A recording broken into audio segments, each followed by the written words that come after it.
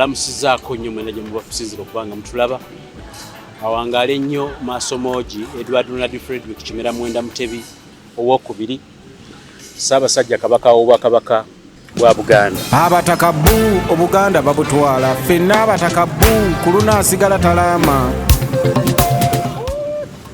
Olwaleero ndi munakuwavumu mu program gye ngenda okukola ate nga ngikoledde buli omu okusingira ddala ngiweereza Abaganda abategeera obuwangwa n'ennono n'atabutegeera ngimuweereza naye ng'obwagala butuufu ng'obwagala nga tokoma kubwagala wabula ng'era obwagaliza. Bwe twali tukola program wali emabega nabagamba program gye twasooka okukola yali eraga nti Nantawetwa Enkulungo eri ku luguudo lwa Ssaabasajja Kabaka oluva ku Lubiri mpaka ku Twekobe. Paalamenti yaffe bwe twali tukyefuganga eggwanga nga tuyitibwa Buganda oba kiyite Uganda kubanga Uganda ekyaddala ye Buganda yokka. Eno ensi endala bagiyita Republic of Uganda wabula yaliwo. Nabagamba eyeefubiridde okugisaanyaawo n'okugimalawo kirabika alina sponsor. Kinfaananidde era nga ngenze nkizuula newankubadde nali nkimanyi naye ngenda nkikkaatiriza mu kunoonyereza nti omuntu yenna agezaako okusaanyaawo Buganda ssente alina n'amaanyi alina n'ebikolwa by'obujoozi ndaddala obujoozi baamuzaala nabwo. Bwe ntyo bwe nabagamba mu programu eyise erinnya yenze Kanka Capital muweereza mu production waliyo Annington Kasagga. Nga bwe nabasuubiza mu programu eri kino kyekitundu ekyokubiri ekyongera okubalaga obubonero bw'enkukunala nti musaanawo muggwawo mugenda kuggwawo kyekyaddala. Vidiyo eno ekwatagana ku basajja abasirikale. Abasajja bano abasirikale nga balina jjero w'amagye abakomandinga. Kyekiriwo twakedde olunaku olwaleero ogenda okunoonyereza nga bino bye tubazuulire bye tugenda okuteeka mu programu eno biviira ddala mu kibuga kya Ssaabasajja Kabaka. Ekifo kye tugenda okwogerako kiri ku luguudo oluyitibwa Mengo Hill Road. Naye kansooke mbabulire Mengo Hill Road weeri. Abamanyi olubiri lwa Ssaabasajja Kabaka we luli olubiri abamanyi Mengo eno yewali olubiri wa Ssaabasajja Kabaka olutambula mpaka ku CBS eyo gye bayita Royal Mile. Ku mulundi guno twabakolera program nga enkulungo ya Ssaabasajja Kabaka eyitibwa Nantawetwa. Bannaffe abakesisi bategeko jjijjawo. Kakati bw'oyita n'oyambuka ku lubiri eno waggulu awo ng'oteebeddaawo waliwo gardens oba waliwo ennimiro Ssaabasajja Kabaka mwe yakkiriza abantu abamanyi Kampala mu musinga okusanga Abasumaali bantu ba Ssaabasajja Kabaka yabakkiriza bawasizaawo bakolerawo ennyo embaga. Kati eryo ekkubo n'olivaako ng'odda mu kibuga. Bw'oba olitambuddeko ng'ogenze mu maaso waliwo ekkubo erisigala ligenda e Katwe ku muzikiti naye waliwo erikkirira ku luguudo. Kati bw'otandika okukkirira olwo oluguudo lukutuusiza ddala mpaka ku katale akayitibwa aka Usaafi oba ku taxi park eyitibwa eya Usaafi. Kati amakubo ago we gasinkaganira wennyini we wali amasaŋŋanzira ana nga lino ekkubo liva eno ku Mengo Hill Road ne lisalamu ligguka ku Sawa ya Queen ne liva eno ku Entebbe Road oba ku side ewali akatale ka Usaafi wali ne poliisi ya Usaafi ate lyo lisalamu ligenda buterevu ku Kafumbe Mukasa. Abamanyi okwata ekkubo eryo abantu we mutera okugula ebintu ku makya ennyo abakyala abakozi Abaganda we batera okukeera okuyiwa emmere yaabwe gye balimye nga bagitunda lyekkubo lye limu likutwala mpaka ku Owino. Kakati akafo kenjogerako ke kafaako omuggukira No Man's Land akaggukiramu amasaŋŋanzira gano ag'amakubo gonna gembagambye okuva ku Mengo Hill Road ng'odda ku Sawa ya Queen. Okwongera okukubira ekifaananyi wakati wenjogerako side zeno bw'otunulayo waliyo toyiza KCCA ku ttaka eririmu akataka akayitibwa Pan African Ground. Bw'odda ng'odda mu town ku side y'eryo wali ekkubo essomero eriyitibwa Nakivubo Bbulu oludda lw'eno we wali ekizimbe kya Usaafi ssaako n'omuzikiti gwa Usaafi ne wano eno side waliwo parking n'ebizimbe by'abagagga bwesijja kubayisa mu programu eno. Kati awo wakati kyengenda okwogera kiri awo wakati njagala ntandike nga mbalaga abasajja abasirikale omulundi ogutali gumu mu bbanga eritaliise lyawala. Njogera n'abantu abali mu Buganda n'abo abali emmenga actually nammwe mbagamba abali emmenga eyo mutwekobe nammwe mbagamba. Wakati awo waliwo ekijjukizo ekijjukira omu ku bakabaka abaali ab'omugaso kati nga Ssekabaka yatuva ku maaso. Ssekabaka Muteesa eyasooka. Ssekabaka Muteesa eyasooka ono ye Ssekabaka w'Abakabaka bwa Buganda yazaalibwa mu 1837 era ng'ono yakisa oba yabulira mu kibira mu mwaka gwa 1888. Kakati njagala mbatwale mu byafaayo bwe mbaleeta eno. Ssekabaka Muteesa oyo ng'ebyafaayo bwe ngendo bibagamba aina ekijjukizo ekiri mu kifaananyi ekyazimbibwa mu kataka ako nga kiraga kiriko bayita baki abazaana abafukamidde. Ekibumbe ekyo ekyakolebwa okumujjukira nga tukimanyi newankubadde tekyalambibwa. Waliwo ab'amagye abasirikale bamukwata mundu nga balina n'ejje n'abakomandinga abakitemako omutwe. Kankibabuulire mu kifaananyi ky'embalaga ekyo kye kibumbe kya Ssekabaka. Nabagambye ndi munakuwavu nga ntandika pulogulaamu eno leero nja kubyogera nga bwe birina okuba mu ngeri ya nnaku. Ekibumbe ekyo kimulaba ekya Ssekabaka w'Obwakabaka bwa Buganda mu nsi eyitibwa Buganda ebyaddala ddala nga Uganda teriwo, waliwo Buganda. Buganda y'ensi gye bayita Uganda. Bala abasigadde bino Musimanyankole eggulu luddawa ekyo kyonna ekyegattibwa ku ggwanga Uganda bakiyita Republic of Uganda. Wabula bw'oyogera ekigambo Uganda oba otegeeza Buganda yokka.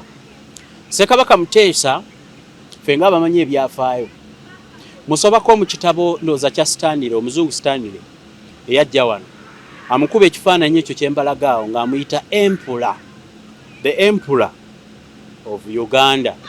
Ebyaddala teyakoma bukomi kuba kabaka, yali Emperor. Oyo yali mwana wa Ssuuna eyavaamu mwange yatta abajulizi. Kati ekyo kyembalaga ekyo kyekibumbe ekyo nkankiddemu. Program y'olunaku olwaliro ngenda kwogera ku bujoozi obulimu siponsa nga munnamagye. Ekyaddala nekyagoba nnyinza okukiteebereza mmwe ne mbabulira pulogulaamu eno nammwe ne mukituukako. Yasindika abasirikale nga bwe mulaba ekibumbe ekyo.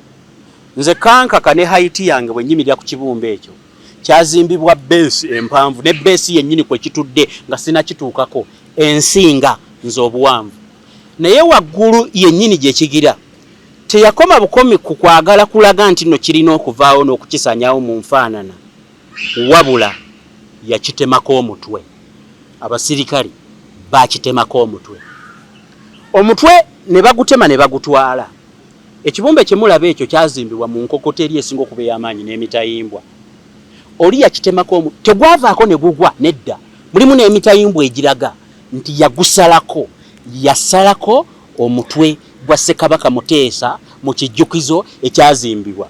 Abamanyi ebya ssente oba bali mu KCC abamanyi ebintu. Ekintu ekyo mwe mba muteebereza mulooza kyakolebwa ssente mmeka. Kati omusajja omusirikale yaleeta emmundu n'akuuma abantu. First of all mu byengendo bagamba naye kyenjagala okukkaatiriza yakitemako omutwe. Teyakoma bukomi ogumu tegwamumala. Kasita yadde eri n'agamba n'abali ku sayidi za wano bano abeefukamizza wano emitwe gyabwe kanjeno ne abulayo gumu, abulayo omutwe gumu. Kakati bwe nali nnoonya ebyafaayo bina akafaananyi kenjagala obbalaga. Ssekabaka Muteesa ono gwe njogerako bweno bye muyita civilization. Waliwo abantu ntera okukola program ne baŋŋamba naye kankaka ebyo byogerako ebyedda bitugasizaawa. Nsaba kubategeezako mwe n'abayivu abali mu ggwanga lino baprofesa oba mu profesinga ki ekituufu. What do Ugandans professors profess? Dissertation ze mwawandiika oba ababa supervisinga mu council gye mwatuula obbawo obwa professor waliyo baani? What do you seriously nga namwe muyina amannya? Kakati ebyo byonna mbu muli bayivu, muli bategeevu, muli bayivu, mwogera enzungu temukyamanyi na Luganda.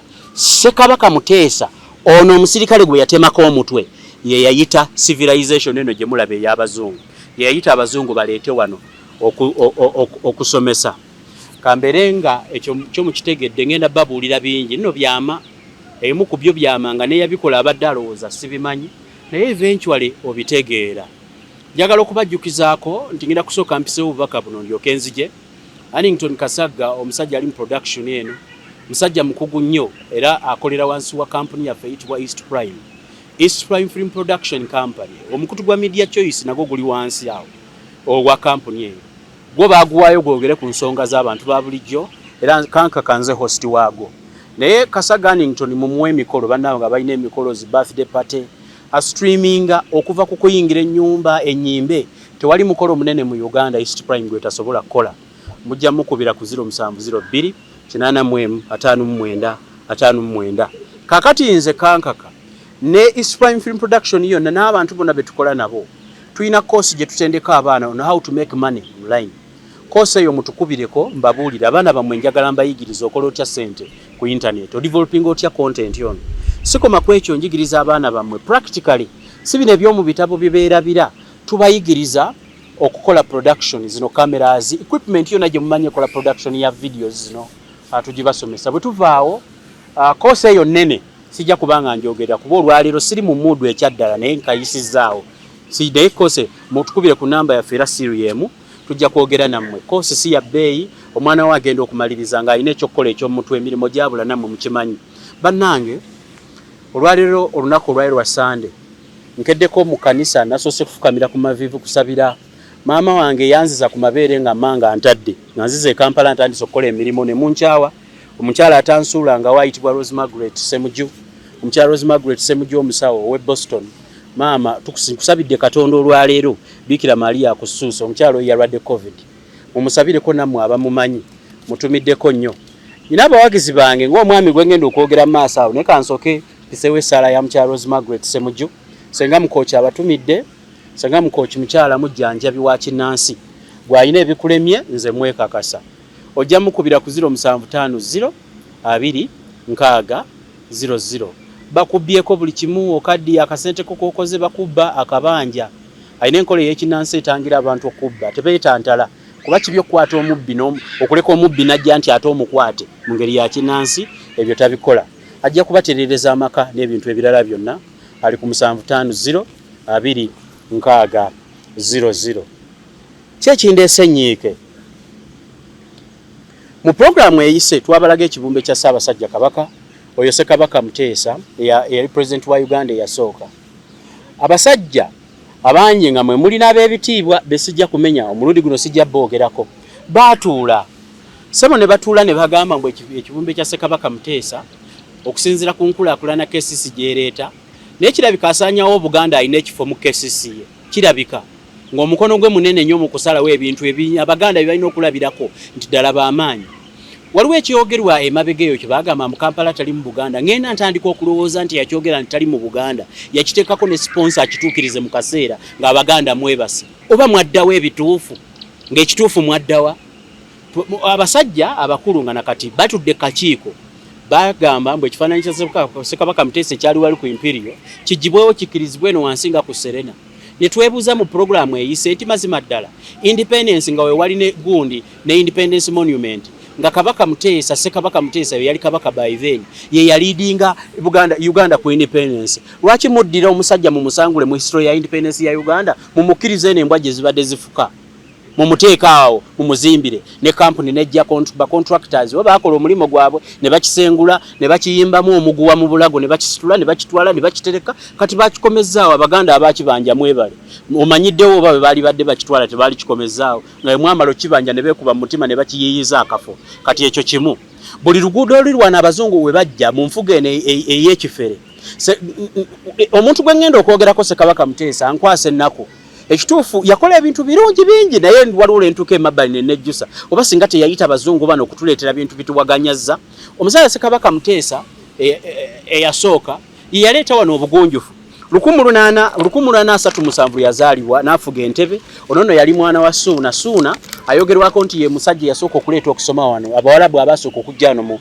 ggwanga Uganda bamuyigiriza bagenda mu lubiri lwe ne bamuyigiriza okusoma n'okuwandiika naye basinga nnyo okumuyigiriza Luwalabu ye n'abayambi be ne bakyala be kakati bano abazungu bagenda okujja okuleeta eno eddiini yo already ekyogerwako mu kitabo ndowooza kya John Speak nakisoma bakiyita batya oba baali bakiyita oba the origin nyina we nakawandiise wano the discovery of the source of the Nile mu kitabo kyekyo the discovery of the source of the Nile ayogera ku Suuna nti ye musajja yasooka okubeera omuyigirivu naye ekituufu ekyaddala Ssekabaka Muteesa asooka oyo gwolaba gwe bagyeko omutwe atamumanyi ye Ssekabaka eyawandiika ebbaluwa eyaleeta wano abazungu okuleeta wano eddiini zino zonna ze musinza ezo ze muzimbira ebiyitirirwa luddawa emuli amakanisa ge muyoyoota ge musondera ssente na Mirembe Lubaga luddawa abaweebwa n'ettaka nga baserwajja okwota bajja buzzi wano ne mukembracinga Ssekabaka Muteesa yawandiika oyo nno yawandiika ebbaluwa n'abasinga okugimanya mu kitabo kya Stanley 1875 mu bbaluwa yawandiikibwa ku November 1875 Ssekabaka Muteesa nga amaze okusoma okuva mu bazungu be yayita nga amaze okusoma yawandiika ebbaluwa n'akoowola ku bazungu n'abagamba bannaye mujje muleetera abantu bange okuyiga okusoma n'okuwandiika ne babitandika bulungi ne batandika okusoma n'okukola ki n'okuwandiika. Saawa eno we twogerera omusajja eyayigiriza abantu n'aleeta ye kennyini nga yasooka kuba muyivu mu lupapula olwa Ebungereza olwali luyitibwa England's Daily Telegraph mwafulumiramu ebbaluwa eyali ekoowola ku bazungu nti bannaye muleete okusoma ebyo byonna ebyavaayo sijja kubigendamu nnyo Bobi Wine ajja bibannyonnyola. Bobi Wine yabiyimbako dda atamanyi nnyo okusoma genda mu kayimba kanyimbira kabaka wange Oweekitiibwa Kyagulanyi Ssentamu yeebaza ebbaluwa eyasooka. Omusajja oyo buli kimu mutuufu agwanidde obukulembeze kubanga ekyaddala buli kimu yakyogerako wano. Kati Ssekabaka Muteesa gwe twogerako oyo eyawandiika ebbaluwa yaleeta wano abazungu mpaka kutuuka ku saawa eno ng'essomero eryasooka mwe limu abayivu abategeevu ennyo bye mwewaaniramu. Essomero eryasooka eryajja wano baali baliyitaani ndowooza baali baliyita eno Mengo Senior Secondary School naye ndowooza mu kusooka waliwo erinnya lye baali bagiyita ndyerabidde. Essomero eryasooka mu ggwanga Uganda yonna okugyetwala baali baliyita Kayanja. Weebale nnyo. Essomero eryasooka okugulwawo mu Uganda yonna baliyita Kayanja. Kati eno gy'owulira St. Lucia bazze kulwana St. Atanansia Simanya Church of Uganda byonna byatandika n'essomero baliyita Kayanja. Kati Kayanja ly'essomero eryavaamu essomero eriyitibwa Mengo Senior Secondary. Kati erimulaba awo ku luguudo wali ng'okwata ova ku bitaala by'ebbakuli awo okuva ku ambiyansi abadigize mu manyambiyansi y'ebbakuli eryo essomero eriddako awo. Ssekabaka oyo Muteesa ye yalikola. Kakati kangende ku Kinyusi. Nyina ebifaananyi bye ndi mu kubalaga awo. Ebifaananyi bye mbalaga awo bye bifaananyi eby'ekibumbe kino. Naye Abaganda mwekaabire kyekituufu. Abaganda mwekaabire. Ndowooza mulinda muntu abakuba emiggo ndowooza. Ekituufu kirabika. Waliwo ingredient kati etubulamu. Kambuuze kanveeko mu biri bye mbadde nnyonnyola ne kwefuula musomesa kangende mu pulogulaamu yange kankozese mutwe gwange kati leka nneme kwefuula jjukira byafaayo yadde abalumirirwa ennyo nga mwe temwerumirirwa. Mukimanyi omusajja omusirikale yaleeta emmundu n'akuuma abaana ne basalako Ssekabaka wammwe omutwe. Mukimanyi oba temukimanyi? Mukimanyi nti ekibumbe kya Ssekabaka eyo yonna Kisenyi gye mulaba erimu ebizimbe abantu bibazimbyemu saawa eno nga babifunamu ssente enkuyanja kyali Kisenyi nga lutobazi. Mukimanyi nti Kabaka ne administration ya Kabaka bamala kuba Lubiri Mengo abantu ne batandika okwegomba okujja okukola mu Lubiri kubanga Kabaka ye yali omugagga by then. Abantu ne batandika okujja okusenga mu Kisenyi. Awo we mulaba we batakyasobola yadde okurizaavinga akafo we basobola okuteeka Ssaabasajja Kabaka. Mukimanyi nti no byali Bisenyinga eyo Samuwe eyo batwalayo na mbwanfu gye mweyagalira saawa eno. Mu biseera Kabaka waakuba Olubiri lw'Emmengo wano waggulu awo Emmengo we luli abantu batandika kubanga ebiseera ebyo ng'okuweereza Kabaka kya kitiibwa okuliraana Ssaabasajja Kabaka olw'olulyo olurangira kyabeeranga kya kitiibwa. Ssaabasajja Kabaka bw'amala okuba Olubiri lwaggulu abantu ne batandika okusenga mu Kisenyi ne bazimba ekisenyi simanya Abayindi ne bajja ne basuubula embaawo simanya Bannakenya ne bajja ne bakola ki bye bizimbe ebyo kati bye mulaba bye mweyagaza. Bw'okwata ku sayidi z'eno kambalage ndi mu kubalaga okwetooloola wano ne bannaye abaddugavu waliwo ekintu abaddugavu kye tulina ndowooza okufuna kiriniki bakitulongooseemu mu mitwe.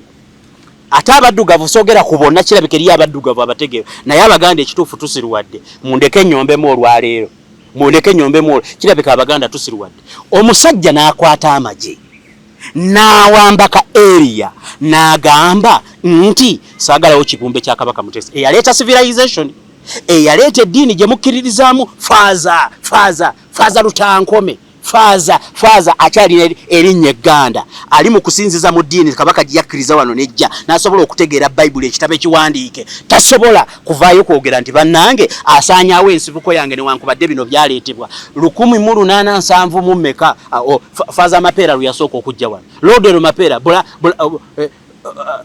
Lodero Mapeera ne Blaza Amasi oba Blaza Amanizi gwe tuyita Amasi webale Amasi ne Mapeera webale okuleeta ekitangala bw'ojja yaleeta enjuba wano enjuba yaliwo wano naye kakati kambabulire kanzireyo ku kigambo kiri.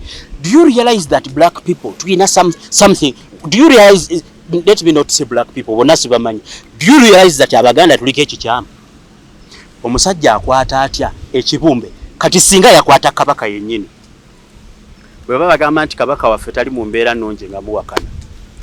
Olaba omusajja aleeta emmundu n'agireeta how many feet tall high, n'akwata omutwe gw'ekibumbe kya Ssekabaka ng'ekimuyisa Ssekabaka yafadda nga takyagalako yadde ku luguudo oluyitibwa Mengo Hill Road. Mengo Hill Road olugenda ewa Ssaabasajja Kabaka awe ekibumbe nga takyagalawo. Abaganda mutuyiyeeyo nnyo, Abaganda mwe kennyini mwetuddeko, Abaganda mukkirizera muwandiike ekitabo okusanawo oba tukiyite tutya oba tukiyite tusanawo nga tulaba gye muli mukolya ssente, muli mukulya biceppere muwasa bakazi, kati mugoberera ddiini. Eddiini egamba bana n'olaba kikomeko Amidu.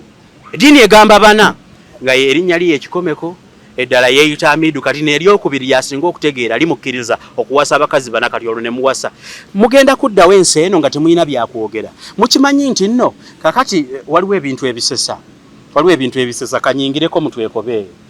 Wano wennyini ku Nantawetwa gye tulwanire wano ku Media Choice, we wayita abakungu ba Ssaabasajja Kabaka be yawa emirimu genda okukola nga bagenda mutwekoba okubba amataka n'okuwandiika ebigundi ebitaliyo, baguze abantu olutobazi n'emejje bamenye bateme badduke basasule obusuulu n'envujjo.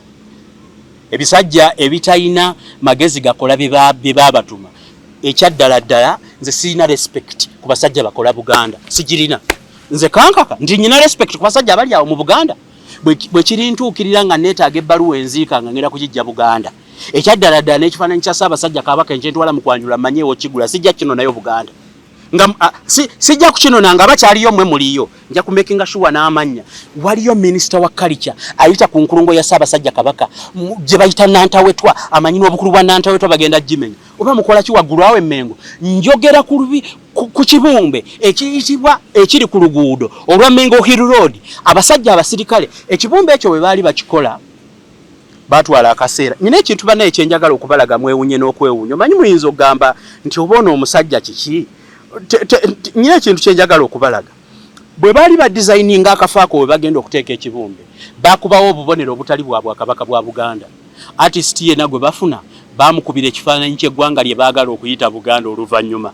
Bwe weetegereza n'ogenda ku kibumbe ekyo, Uganda ebyaddala Buganda ng'ekibumbe ekiri awo bagamba kya Ssekabaka Muteesa nti kye baali bataddewo. Uganda baali baagala ogituuma ekigambo Uvada.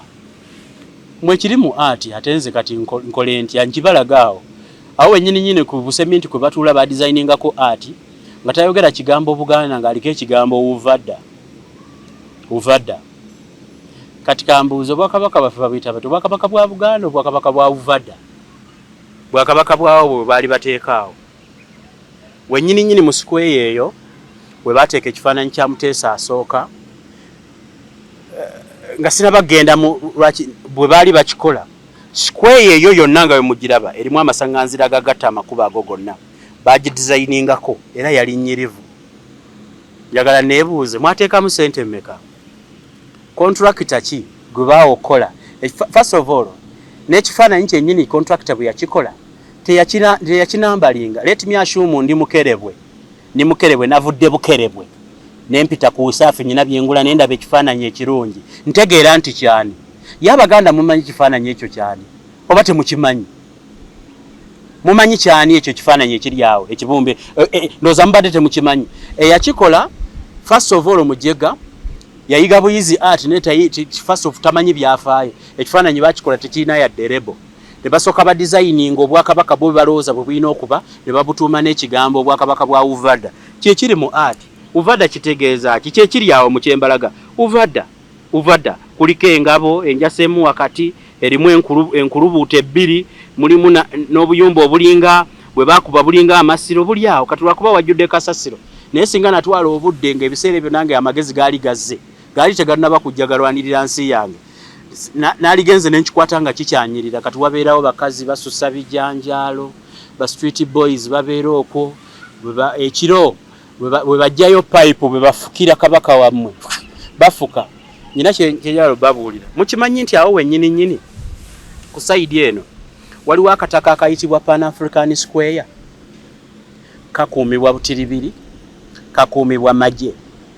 Mbuuza mmwe ebinkekenke ebiri mu gavumenti mu buweereza nga mulina amannya g'Abaganda. How on earth ddala kifaanana kitya ku nsi kuno nga mu Pan African Square akataka akalina jena ayagala okukabba akeesibyeko kyekituufu waliwo jena omukungu omunene nnyo, jena omukungu alina amatama amanene ali mu ggwanga lino mbu yakulira ka Pan African Square ako bakakuumya mmondo. Akataka kalimu busubi ne bazimbamu awo n'ekizimbe ezijukira ku mirembe ndooza gyali gya Ssebaana. Awo bagezaako okusindikawo abavubuka bajje bawamba akantu ako omunene oyo ng'ayitidde mu bavubuka abatategeera n'abaweereza mbw ayagala kuzimbawo woteeri ne bigaana. Ssebaana Kizito yali omuganda omutegeevu n'abigaana n'agamba nedda. Kakati weewuunye Abaganda bakinkekenke ndikozesezza nga linnya bakuuma Pan African Square ewali omuddo tebalina time booza toyi n'okwera okuyonja toyi omugenda obubi tebasobola kufunayo time ekuuma kitiibwa ky'Obwakabaka mu kibumbe kya Ssekabaka eyaleeta obutegeevu bwe muweerayo application nga musaba emirimu okuyingira mu ofiisi singa abazungu teyabayita oba singa musinziira kyo okufuna emirimu. Ka Pan African Square ako kemulaba lumu nga nzija nkola ensobi nkayingiramu benasangayo nammwe ntiteeka vidiyo eno mugiraba. Ako akantu akali awo mu kusaawa ya Queen ako akataka akakuuma agezaako kutta kkubo ne babadde balizimba baalizimbye eri lino ne baliziba ako ka square akali awo ayagala kuzimbamu kizimbe. Era ndi wano nteebereza mu kaseera katono nnyo ako akantu kemulaba mujja genda okulaba nga Pan African Square apartheid remembering ebyo ebibaati bye baateekawo simanyi okujjukira ab'e South Africa ebibaati babikuumya mmundu nga babijjeewo ng'omunene Jeno w'amatama ng'azimbyewo woteeri mumanyi bulungi akakontrolinga ako kati kali awo munda mulimu ekiyumba awo bakuumyawo mmundu. Era ababbi beddusaddusa naye ojja obenga weddusaddusa ova kubba nnyaanya Katonda akuveemu oyingire mu kantu ako ojja tegeera ekiri wansi awo. Mwewuunyisa abaddugavu kyenjagala obbagamba nabagambye nabadde mu simu mmodo naye muleke ebigambo bino bagambe okuzaalibwa kumu n'okufa kumu you live once. Like waliwo omusajja yaŋŋamba nti waikaka kati weekubagiza nnyo live every day happily as if you're going tomorrow. Ekyo ekigambo kankikwate ebigambo bye naali bagambye enkya siri shuwa oba naabeerawo kambi bagamba olwaleero. Abaganda waliwo aka element ke tulina okulongoosebwamu. Mukimanyi nti nno okuba entantono n'ogwa ku ssaawa ya Queen. Essaawa yaani? Essaawa ya Queen. Queen yajja wano nga batuzimbidde Bibiro ng'agenda ku River Nile. Yajja n'omulangira omwana we Prince Philip. Yajja ne Philip gwali gwa mwaka gwa ddi Queen yasooka okujja 1955 mu something. Bannayuganda sebo bamuzimbira essaawa ya Queen. Mubadde mukimanyi nti essaawa ya Queen ekuuma Butiribiri okusinga nannyini ttaka. Essaawa ya Queen weeri kampuni y'Abachina bagiyita Shizima koyina biki eyazimbye eyo flyover Kampala flyover eri awo yo yagaziye bagizimba bagigaziye tuwone jam naye Uganda is very funny. Mumanyi flyover eyo Museveni gye yalaunchinga oba yagironchinga mwaka gwa 2018 ndoza lwe yagironchinga eriko kilomita 3.5 kilometers. Jika Japani enkibi mumanyi okuvuna ekigambo jika yatuwola sente mekeza azimba flyover kilomita 3.5 kilometers yazizimbira billion 3. That road costed more than 300 billion Uganda shillings. Kilomita 3 n'ekitundu zazimbibwa. Mwebale nnyo Abajapani, mwebalire ddala, mwebale kutuwola nsimbi ne mutuzimbira ebyuma kati tuyita waggulu. Awo wennyini kambabuulire we wali essaawa ya Queen. Omuddugavu Omuganda kiriba kitya kikomeko nalweyiso naki nagujja bannaluyima bantambaazi mu biteeso bye baateesa ekimu ku byo kwe kwali obuteetantala kujjawo ssaawa ya Queen. newankubadde nga Abajapani be bazimba essaawa ya Queen bagijjawo ne bakola oluguudo ne bagiteekateeka era bali mu kugiyooyoota nga kyekimu ku biyitirirwa ebikuumibwa wansi w'ekitongole kiramba ekya monuments ebitalina kuvaawo essaawa ya Queen. Naye nno yennyini teriiwo. Tulina programu maaso awo bagiyita ani yabba essaawa ya Queen. Ani yabba essaawa ya Queen eyo mugiri sijja gigenda mu nnyo bombadde temukimanyi baagibba baagibba. Kanzireyo ku kiri ekibumbe. Omuganda akuuma butiribiri essaawa ya Queen w'e Bungereza. Queen w'e Bungereza eyajja wano mu 1951 n'omulangira Philip abaakyalako wano ne bazimbibwa ekijjukizo ky'essaawa ya Queen agikuuma butiribiri n'alemu okukuuma era nakkiriza abasirikale bajje bakuume abantu benkakasa nti nabo bayinza okuba baali Baganda basaleko Ssekabaka Muteesa ow'olukumu1837 Omuganda asalawo akuuma essaawa ya Queen atemeke ekibumbe kya Kabaka w'omutwe. What kind of reasoning? Butuufu tulina emitwe. Ku Mengo Hill Road bwe kuli essaawa ya Queen kuliko n'ekibumbe kya Ssekabaka. Ku ssaawa ya Queen bakuumyawo omundu ku kibumbe kya Ssekabaka tufukawo nkali wano waliwo Abaganda era mulabye. Njagala okubategeezaako nti mugende mwebuuze ku bantu abakolera mu kitundu ekyo. Ojja kwebuuza ku bantu abawangadde mu katale akayitibwa akawusaafi era weebuuze ku bantu abakolera ku bizimba awo abali ku muzikiti bajja kubuulira. Ekibumbe ekyo bwe kyateekebwawo ekya Ssekabaka Muteesa asooka kyasooka ne kimala emyaka 2 nga omunene mu ggwanga ng'akigaanye okukibikkula. Baakikola ne bakibikka ne bakisiba kyonna n'agezaako kibikkula ng'omunene oyo ajja ng'akozesa emmundu n'addamu n'akibikka sikyagalawo nkyagalawo wano nno mu Buganda kyali wano mu Buganda.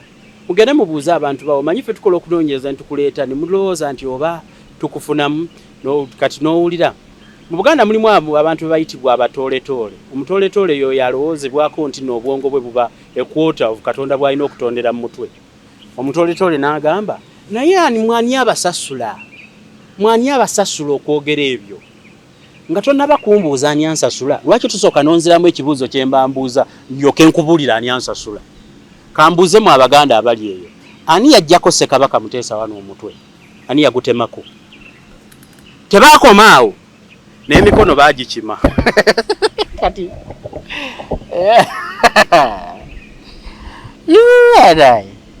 mutuufu Mukama Katonda yatonda tuwulira mu stories eza creation. Wano bwe ngenda ku lugero lwa Kintu n'Ennambi the first Muganda waliyo Walumbe ow'omutima omubi mutuufu ng'ayiikula ebinnya by'ettanda. Ono Walumbe ettanda yennyini alya Buganda. Ndowooza twetaaga ogende okubikka ebinnya by'ettanda abamanyi enkola ey'ekinnansi kye bayita okubikka tugende tumwegayirire nti waayi tuleke. Walumbe ettanda nno tali wala ali mu Kampala wano. Kirabika eri gy'alina okubeera ettanda yavaayo ali mu Kampala. Ali Obuganda abusenkenya abulyanga chewing gum ku Mayirungi mu Kisenyi. Kambabuulire. Mumbuuliremu abatubuuza ani abasasula okwogera bino. Mubuuzeeyo ekkebe limu erituula mu twekobe Mmengo mulibuuze. Nti lwaki ebyafaayo by'Obwakabaka bwa Buganda n'ebibumbe bya Buganda ebifaananyi by'Obwakabaka bwa Buganda tubijja ku Google? Lwaki tubijja ku Google? Ddala nga namwe muli eyo Mmengo mukola.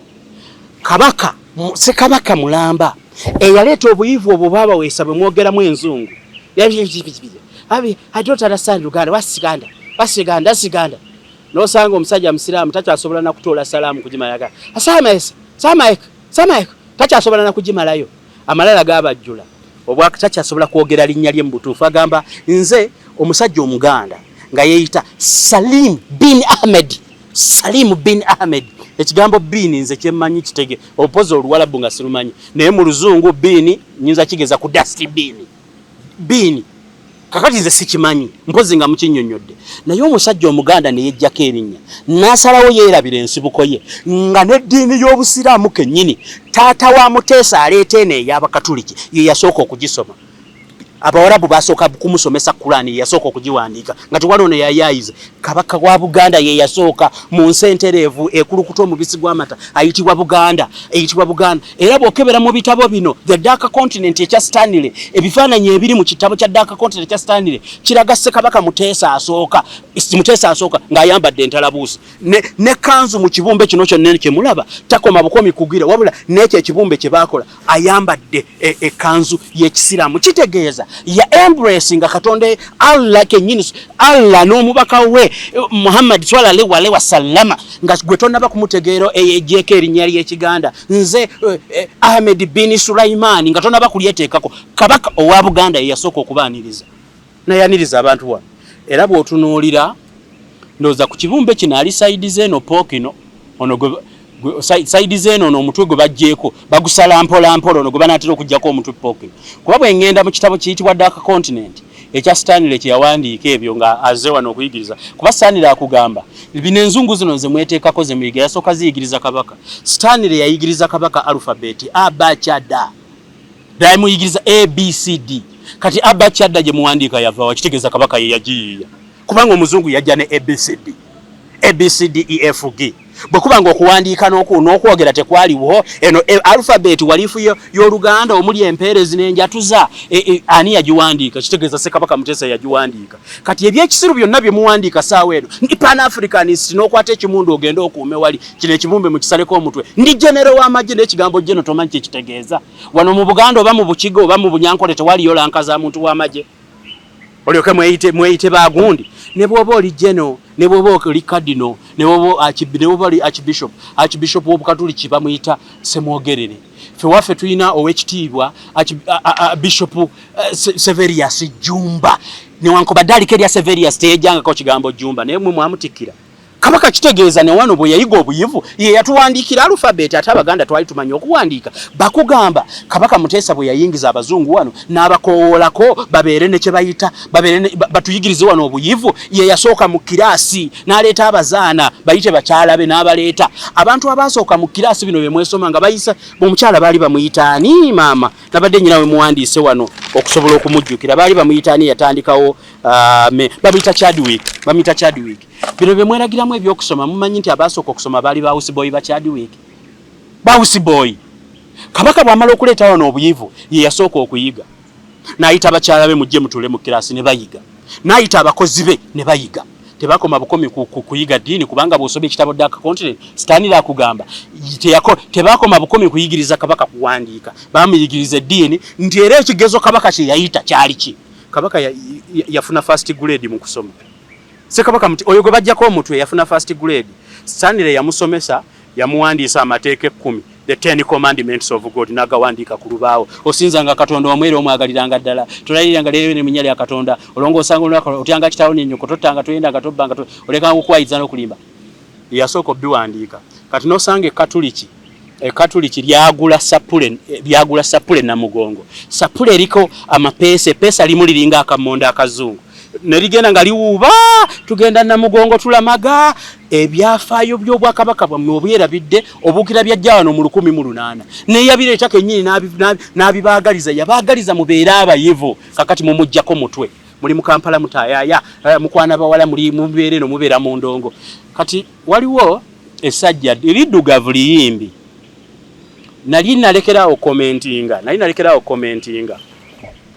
omanyi olunaku lumu nyina ka video ke nali ndaba nga kaaba n'abasajja oba babayita baani abasiru abatumbaavu abaki waliwo gurupu y'abantu bazonto bayita bazonto manyi sigoberera nnyo bantu beesiruwaza bazonto nga bayimba ennyimba naye nga bali mu magandula g'Abakatuliki lunaku lumu nali ngenda kufuna embooko yange envuge ngende gye bishuutingira video nali ngenda kukuba emiggo muyimbe ennyimba z'Abakatuliki mu ddiini yaffe mwambala gandula yali laavu nga so bayimba bwe bayimba ebyekisiru bwe bawemula eno bambadde nze lwe nabeeranga mu kigo nayambalanga amagandula ago nga ngenda okuweereza mu Bukatuliki Naluzaali ku kigo myaka 25 mwaka ogujje bulenda ku ntono tuweze myaka 25 kati wano waliwo liyimbi jjo lyafirwa maama wali onzijukira kye nategererako kubanze sitera nnyo goberera talina luyimba luyayimba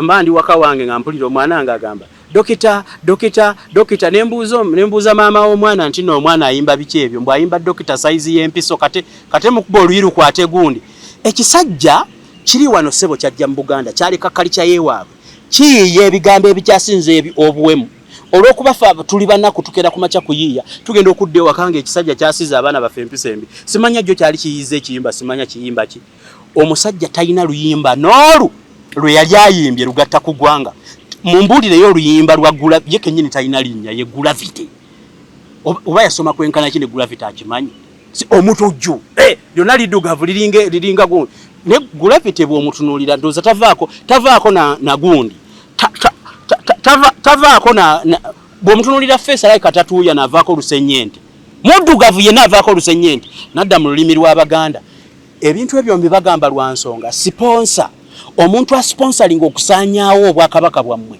abuyise mu buli kimu asaanyaawo obuwandiike baprofesa mu profesinga ki emakerere eyo baprofesa ba language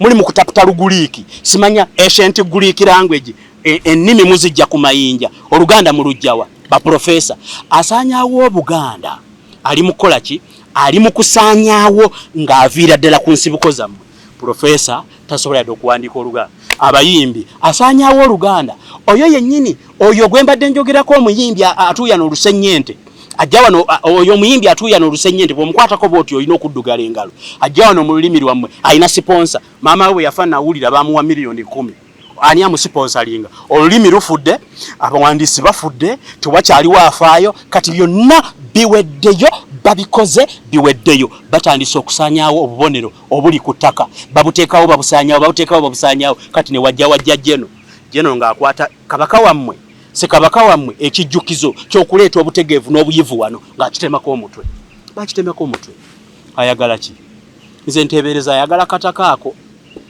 nze nteebereza yenayina asaanyaawo awo ayagala olwo oluguudo oluveewo agatteka n'akataka ku kali ajjewo biri ebisigadde azimbewo wooteri ku mulembe gwa Sibaana temujjukire yali ayagala okuzimbawo ng'alina ebivubuka byataddewo mbu ebiyuuthi mbu ekyo ekifo ky'abalasita nawaaca simanya abalasita nawaaca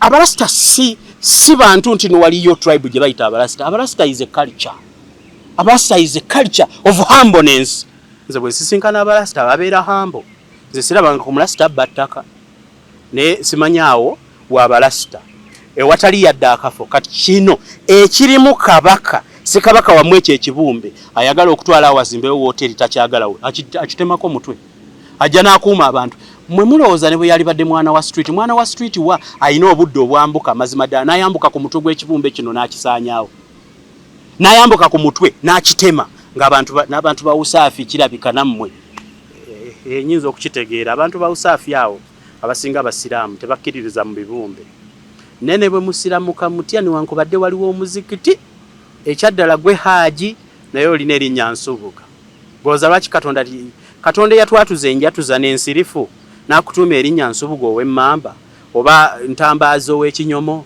olowooza Katonda yali takwagaliza nga gwe yakuboola olyoke gwe weenoonyeze ki ky'olina okuba ndowooza temwagalawo kibumbe ekyo olw'okuba nti waliwo omuzikiti oba aliwo ki Yesu waliwo omuzikiti awo mumbuulire ebimu nteebereza biteebereza I'm just trying to think why would someone hate lwaki omuntu yali agadde aggule olutalo olw'okungululeete n'emmundu tayagalawo kibumbe lwaki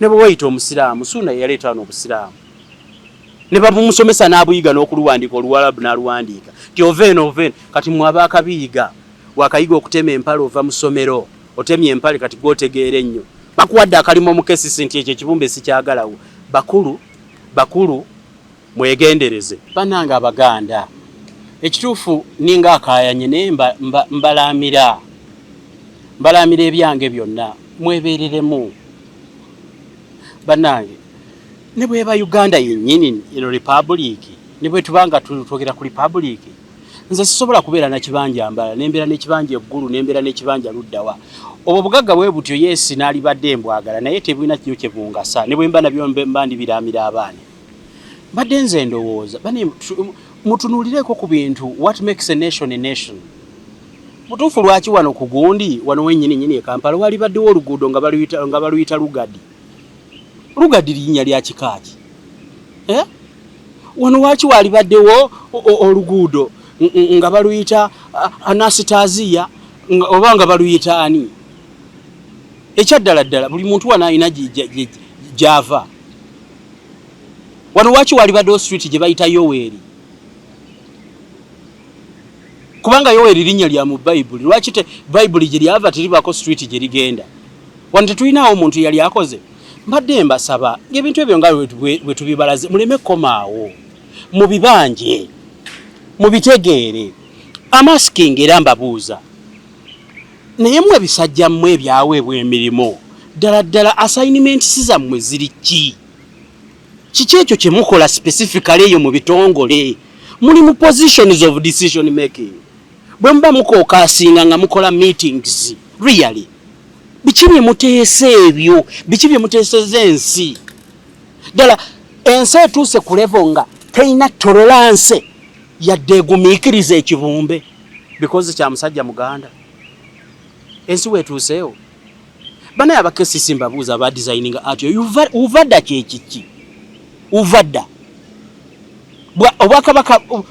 bwakabaka bwawa mwajjawa ebyo bi design mugende nga mugira muteekeko ebigambo uvadda mwakijjawa uvadda kiri mu Buganda paati ki eya Buganda ngende nkirambule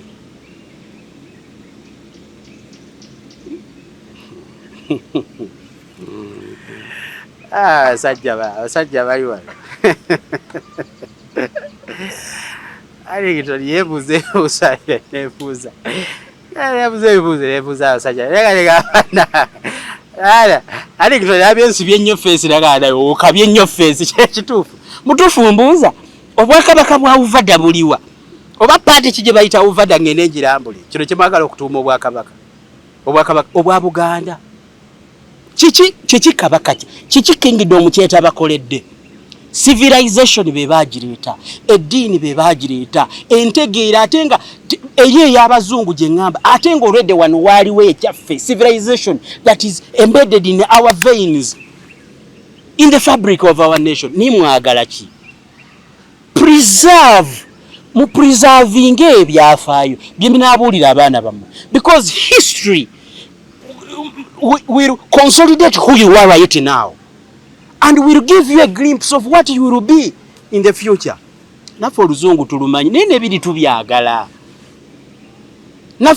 naffe bannange kino kigenda eri abayivu abali Makerere basajja mmwe abasomesa Makerere ddala obukugu bwammwe n'obwagazi bw'eggwanga lyammwe buliwa oba nammwe mwagala kuba kyeyo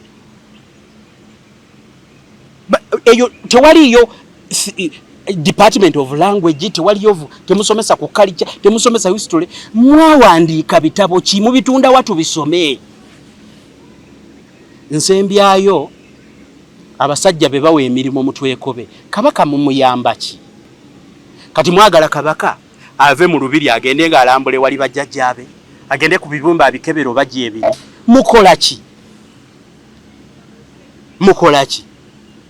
ne bakuwa gwe simanya minister wa culture atamanyi na kulanya minister wa culture towandiikanga na ku kitabo kinnyonnyola kikakyo gye wava jajjaawo yaani gwe minister wa culture do you realize that culture tugisoma mu kitabo kya Stanley ne John Speak linnya lya kikakyo wano ddala obuvunaanyizibwa bwammwe ne mu companies eyo mu administration balina kye bayita corporate social responsibility yes mubadde babuvuna